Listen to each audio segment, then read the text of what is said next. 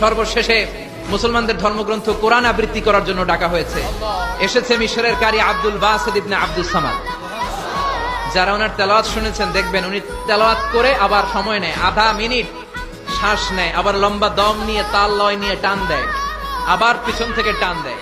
তাকে ডাকা হলো, now the representative of Muslim community Abdul Basit Ibne Abdus Samad will now recite the holy book Quran for 10 minutes.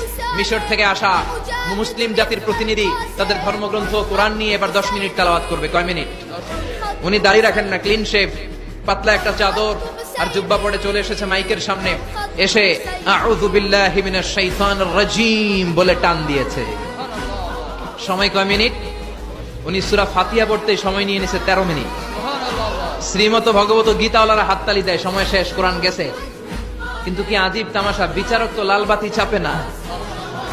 বিচারককে লালবাতি চাপার বিষয়টা ভুলিয়ে দিয়েছে কে?